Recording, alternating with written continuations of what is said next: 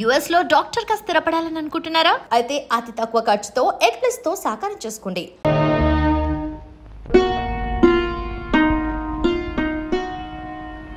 పాపకు పాలు పట్టాను. నువ్వు అన్నం తిన్నావా బావా? అయితే రా తిందు గాని. జ్యోతి, ఏం బావా? నీకు విషయం చెప్పాలి. ఏమిటది? రేపటి నుంచి నువ్వు ఇంటికి రావద్దు. బావా? అవును జ్యోతి, నువ్వు రోజు ఇంటికి వస్తున్నావు. నా బిడ్డకు తల్లి లేని లోటు. నిజానికి నీకు నేను ఎంతో రుణపడి ఉన్నాను. కానీ లోకులు వాళ్ళ నోళ్ళు ఊరుకు నిన్ను నన్ను కలిపి కట్టుకథలు అల్లుతారు. నాకు ఎలాగో తీర నష్టం జరిగిపోయింది. తలెత్తుకోలేక సంఘంలో జీవోత్సవంలా బ్రతుకుతున్నాను. నా వల్ల కానీ నా బిడ్డ వల్ల కానీ నీ బ్రతుకు ఎలాంటి కష్టం కలగకూడదు. నీ భవిష్యత్తుకి ఎలాంటి నష్టం జరగకూడదు. నీ పెళ్లికి ఎలాంటి అంతరాయం కలగకూడదు. అందుకే రేపటి నుంచి నువ్వు ఇంటికి రాకుండా ఉంటే మంచిది అని అర్థం చేసుకో. అమ్మా ఏడుస్తావు. బావన్న దాంట్లో తప్పే ఉంది. నీ మంచి కోరే చెప్పాడు. ఆ పాపిస్ట్ చేసిన పని వల్ల మనందరూ వేడవలసి వచ్చింది. నేను వెళ్ళకపోతే బావ ఒకడు పాపను ఎలా చూసుకుంటాడు? దానికి ఏ టైంకి ఏం కావాలో అన్ని అమర్చి పెట్టగలరా? నిజమే, కానీ మనం ఏం చేయగలం? పసిబిడ్డ నువ్వు చూసుకోలేవు బాబు. నేను తీసుకెళ్తానంటే నా మాట విన్నాడా? ఇదంతా మన కర్మ.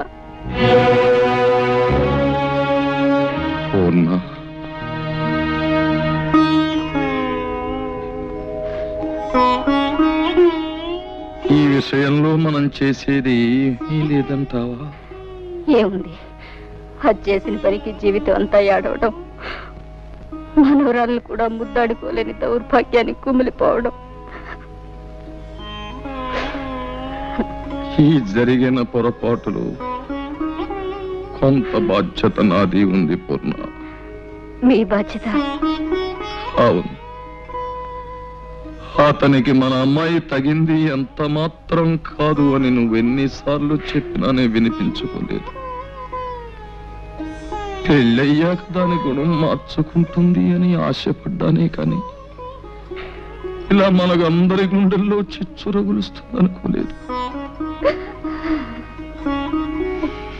జరిగిన పొరపాటును దిద్దుకోవాలి. మన అల్లుడికి న్యాయం జరిగిపోయింది. అతనికి న్యాయం చెయ్యాలి. ఎలా? ఏం చేస్తారండి?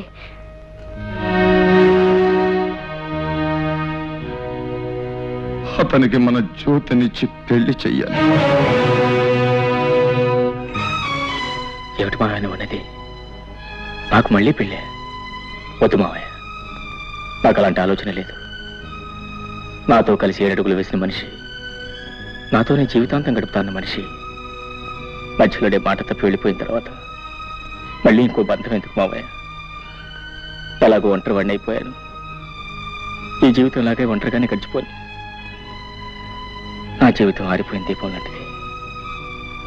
ఇక ఏ జ్యోతి తిరిగి వెలిగించలేదు. లేదు బాబు, మా జ్యోతి తప్పకుండా నీ జీవితానికి వెలుగునిస్తుంది. వద్దు మావయ్య, జ్యోతికి వేరే ఏదైనా మంచి సంబంధం చూసి పెళ్లి చేయండి. నా మాట వినండి. మా మాట కూడా కాస్త విను పాపు. కన్న పాపానికి మేము, కట్టుకున్న నేరానికి నువ్వు, తోడపుట్టిన దురదృష్టానికి దాని చెల్లెలు అందరం బాధపడుతున్నాం. అది గడప దాటిన క్షణం నుంచి నీ మావయ్య కానీ నేను కానీ కంటి నిండా నిద్రపోయామా, కడుపు నిండా తిండి తిన్నామా? ఒక్కళ్ళ మొహాల్లోనైనా కనీసం చిరునవ్వు కనిపించిందా? ఎవరికీ మనశ్శాంతి లేకుండా ఎంతకాలం ఇలా? అది పెట్టిన చిచ్చు కన్నీళ్లతో ఆరిపోయేది కాదు బాబు. నా మాట విను. నువ్వు మా జ్యోతిని పెళ్లి చేసుకుంటే దీనికో తల్లి దొరుకుతుంది, మాకు మనశ్శాంతి దక్కుతుంది. అల్లుడు, నువ్వెవరివో ఎక్కడ వాడివో అయితే ఇలా అడగడానికి నాకు నోరు వచ్చేదే కాదు.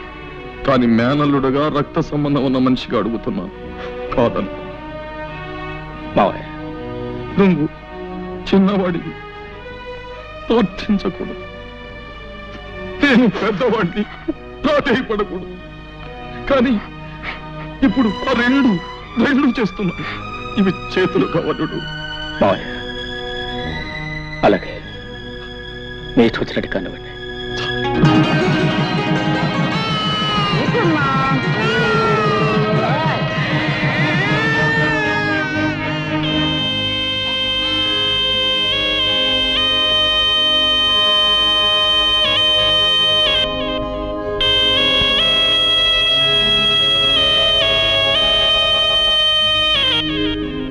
అమ్మా జానకి,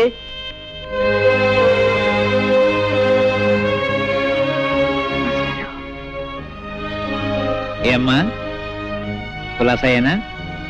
తాలూకా ఆఫీసులో పనుండి వచ్చాను. ఏదో నువ్వు ఇక్కడ ఉంటున్నావు కదా, ఓసారి చూసి పెడదామని వచ్చా.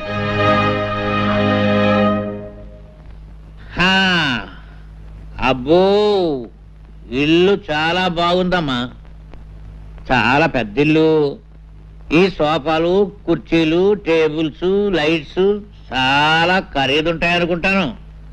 చాలా సంతోషం తల్లి.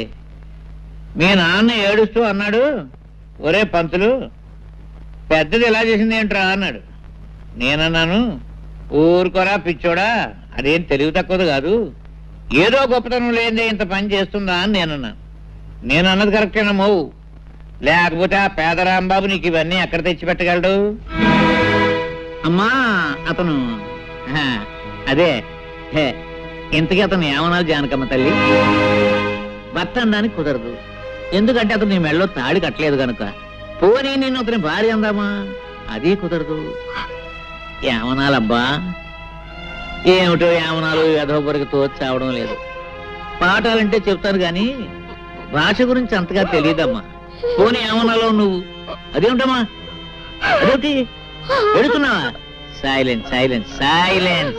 నువ్వేదో ఆనందంగా సుఖంగా ఉన్నావేమో చూసి పెడదామని నేను వస్తే ఏడుస్తావేమిటమ్మా? Silence silence. అమ్మా ఏడవకూడదు. మాస్టారు, నేను తప్పు చేశాను మాస్టారు, తప్పు చేశాను. చచ్చ ఏడవకమ్మా. చేసిన తర్వాత తప్పని తెలిస్తే ప్రయోజనం లేదమ్మా. చూడమ్మా, నీకు గుర్తుందో లేదో, నీ చిన్నప్పుడు చదువుకునేటప్పుడు వేమన శతకంలో ఓ పద్యం, కులములోన ఒక్క గుణవంతుడుండిన కులము వెలయు వాని గుణము చేత. ఆ పద్యం నువ్వు తప్పు చదివితే నిన్ను నేను బెత్తంతో కొట్టాను. మరుసటి రోజు కరెక్ట్గా అప్పచెప్పావు. కానీ నీవు ఇప్పుడు పెద్దదానివి, బెత్తంతో మందలించవలసిన వయసు కాదు నీది. సరిదిద్దడానికి వీలున్న తప్పు కాదు నువ్వు చేసింది. అది పద్యం, ఇంకోసారి చదివితే వస్తుంది. కానీ ఇది జీవితం. ఇంకో జన్మ ఎత్తితే గాని చేసిన పొరపాటు సరిదిద్దబడదమ్మా. ఈ జన్మకింతే. సైలెన్స్ సైలెన్స్ అమ్మా. మాస్టారు బాగున్నారా మాస్టారు?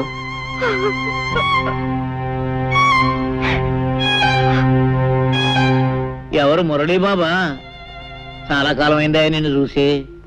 చాలా సంతోషం బాబు. నీలో బాగా మార్పు వచ్చేసిందే.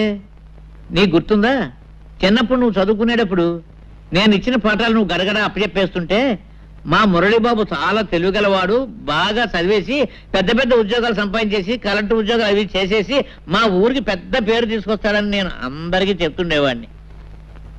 కానీ బాబు, మన ఊరి పేరు, పరువు, ప్రతిష్ట ఇలా బజారు పాలు చేస్తావని అనుకోలేదయ్యా. మాస్టారు అర్థమైంది మాస్టారు, మీరేమంటున్నారో అర్థమైంది. చూడండి, మేమేదో కాని పని చేశామనో చేయకూడని పని చేశామనో మీరందరూ అనుకోవటంలో తప్పు లేదు. కానీ ఒక్క విషయం ఆలోచించండి, ఆమెకు తన భర్తతో సుఖం లేదు. ఆమె లేకుండా నేను బ్రతకలేను. అందుకే అర్థం లేని ఈ కట్టుబాట్లని కాదనుకొని మేమిద్దరం కలిసి ఒక నిర్ణయానికి వచ్చి ఈ పని చేశాం. మేం చేసిన దాంట్లో తప్పే ఉంది. ఏమిటి ఏమిటి బాబు, నువ్వు చేసిన దాంట్లో తప్పేమీ లేదంటావా? ఆ సంగతి ఆ పిచ్చి పిల్లలు చెప్పవా బాబు? చూడు, ఏదో తప్పు చేశానని ఏడుస్తుంది పాపం. చూడు నాయనా, ఒక ఆడ మగ కలిసి కాపురం చేయడానికి రూపం, డబ్బు ముఖ్యం కాదయ్యా. అవే ముఖ్యం అయితే ఈ పవిత్ర భారతదేశంలో ఇన్ని సంసారాలు చల్లగా ఉండవు, ఉండబోవు. భర్తలో ఏదో లోపం చూశానని భార్య భర్తను వదిలేసి, భార్యలో ఏదో లోపం చూశానని భర్త భార్యను వదిలేస్తే మన సాంప్రదాయాలకి ఆచారాలకి అర్థం లేదు, మనకు బ్రతుకు లేదు నాయన. బాబు, అన్నేళ్లు లంకలో ఉండి నా భర్త వస్తాడు, నన్ను రక్షిస్తాడని ఆశగా ఎదురు చూస్తూ జీవించింది కాబట్టే ఇన్ని వేల సంవత్సరాలైనా సీతాదేవిని ఇంకా దేవతగానే కొలుస్తున్నాం. భర్త కుష్ఠరోగైనా నెత్తి మీద పెట్టుకుని అష్టకష్టాలు పడింది కాబట్టి సుమతిని మహాపతివ్రత అన్నాం. బహుశా వాళ్ళు నీ అంత తెలివిగలవాళ్ళు కాకపోవచ్చు. చివరికి ఖచ్చితంగా నేను చెప్పేది ఏమిటంటే, ముమ్మాటికి నువ్వు చేసింది తప్పు తప్పు తప్పు. మాస్టారు, ముసలివాడిని నేను ఏదైనా పొరపాటు మాట్లాడుంటే మన్నించు.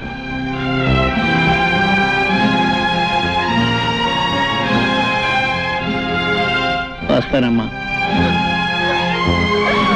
మాస్టారు, నేను మీ కూడా వచ్చేస్తాను. నన్ను మీతో పాటు తీసుకెళ్ళండి మాస్టారు, తీసుకెళ్ళండి.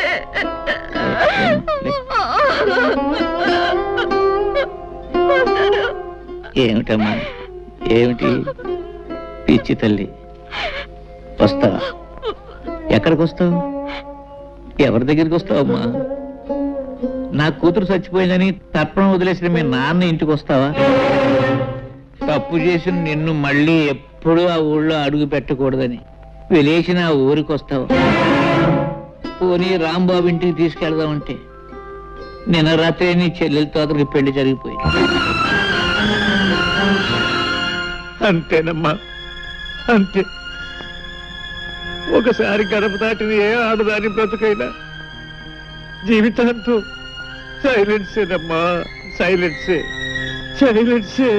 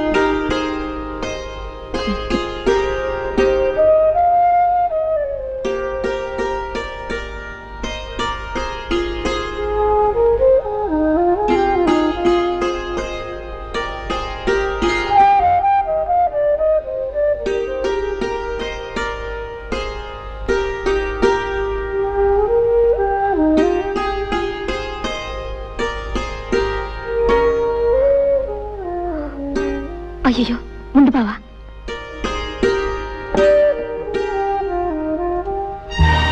ఈ గదిలో ఒక్కగానే ఉంది. ఒక ఫ్యాన్ కొనుక్కోవచ్చుగా.